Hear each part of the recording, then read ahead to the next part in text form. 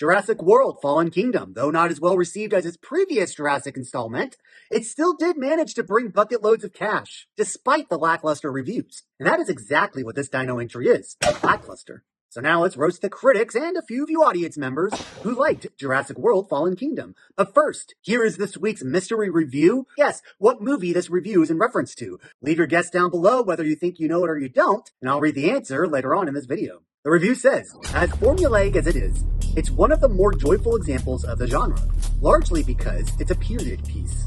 Once again, if you think you know the answer, leave it down below. And if you get it right, I just might call you out, so be ready. Now, let's roast the critics who liked Jurassic World Fallen Kingdom. Owen Gleiberman from Variety says, the first Jurassic World was a bad ride. Fallen Kingdom pretends it isn't a ride, so now it's passable. Oh, great. So now we're just praising movies for faking sincerity. Calling it passable because it pretends not to be the thing that it's supposed to be kind of just makes it sound like you hate the original Jurassic Park trilogy. So it makes sense that you would like this film. Richard Lawson from Vanity Fair says, at least it considers the idea of letting go, making it more thoughtful and interesting than the first. Sorry, you think it's thoughtful? Because a dinosaur didn't get rescued? Or better yet, because they stopped drawing the dinosaur on the computer screen. They drew it all the way up until the point that the cartoon smoke took over. If letting go simply means changing the location from an island to a mansion, then this critic probably loves Taco Bell. They take the same ingredients and wrap it in a different way, and it's a different menu item. That's what he's so excited about with Fallen Kingdom. Chris Nashawati. That's worse than my last name. From Entertainment Weekly, he says, the less you try to dissect it, the more you'll enjoy it. So basically what he's saying here is that the second you turn your brain on, this movie falls apart faster than a raptor in a glass museum. Chris, you are a film critic. A big part of your job is to dissect the films. It's your responsibility to dig into the psyche of a film to figure out why it doesn't work. And then, based off of those findings, you grade it the same way a health and wellness committee grades a restaurant. That way, if a movie sucks, then you can give it a red flag. And if all critics followed these guidelines and did their job properly, then eventually, studios will be forced to make better films if they want more people to come see their movies. Was any of this not in the job description? You're greenlighting dino shit, telling people that if they just plug their noses, they can roll around in it. Stop giving passes to brainless dribble like this. And I'm talking to every critic who turned a good score in on this film. As critics, you are the first line of defense against bad Hollywood entertainment. I know you want something better. I know it. So harness the little power that you have and demand something better. Stop giving fresh scores to pieces of shit like this. I'm off my soapbox now. Donald Clark from Irish Times says, the wonder has long gone, but still some fun to be had. That is enough. That's not a review. That is a resignation letter from your sense of taste. Matt Chapman from Digital Spy says, the joy is tempered, balances out into a perfectly enjoyable franchise entry. Okay, nothing says damned by faint praise by calling this Franken sequel perfectly enjoyable. That's how people describe gas station sushi. Are we not getting this?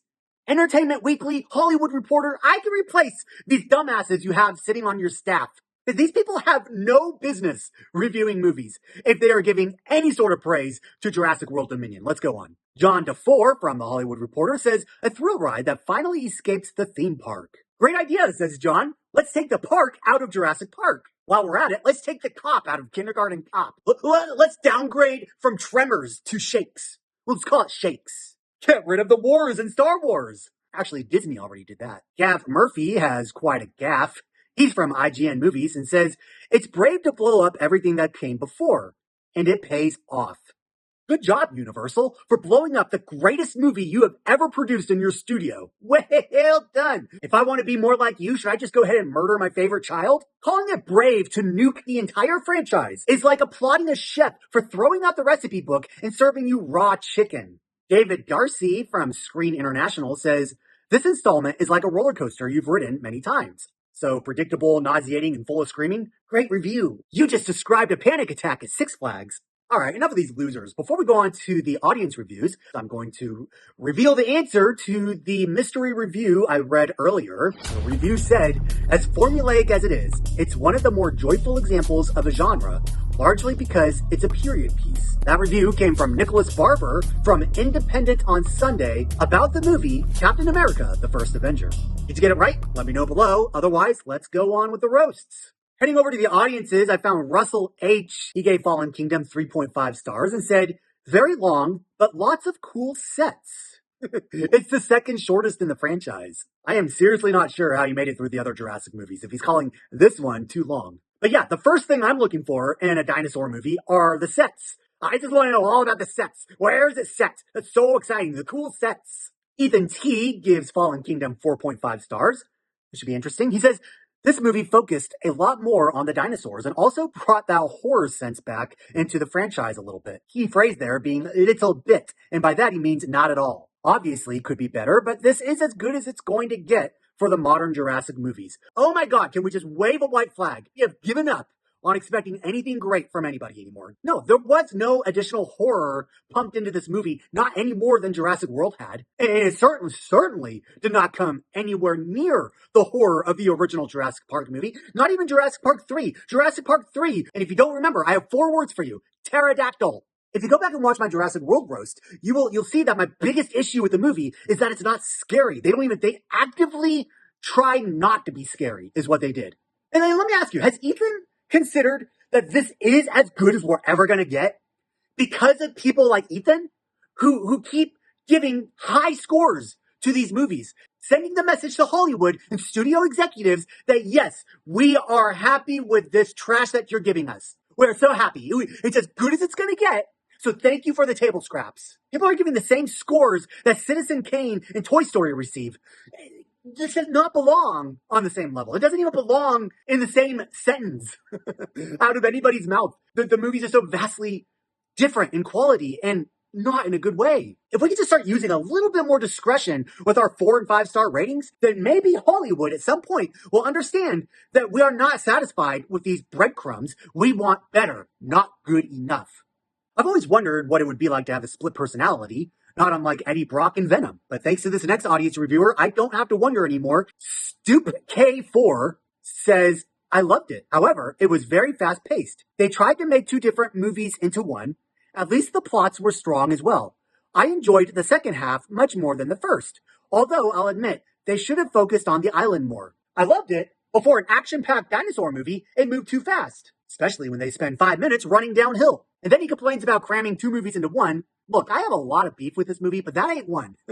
The movie has a very clear line drawn between Act 1 and Act 2. The movie starts on the island, and then it moves to the mansion. Changing locations is not where this movie's weaknesses lie. And even though Stoop K loves the second half more, he prefers the story and the location of the first half. Stoop needs to change the K to id. Percy D gives Fallen Kingdom 1 star and says, wholly unbelievable. Holy guacamole in a tin can, Batman! As soon as somebody complains that dinosaurs set in modern age is unbelievable, we just move on. We don't need to see what else he wrote. Let's go. Let's go on to the next one. The most honest review comes from Dan Callahan from The Wrap. He gives Fallen Kingdom a rotten score and says, how hard is it to make running away from a rampaging dinosaur look at least a little exciting? It's damn near impossible, apparently. And you'll see that in my next video where I roast the critics who loved Jurassic World Dominion. We can only pray that God saves the dinosaurs this time around. If you want more of this, check out my last video where I roasted the critics who loved Jurassic World just a little bit too much. Otherwise, I'll see you in the next video, you roasters.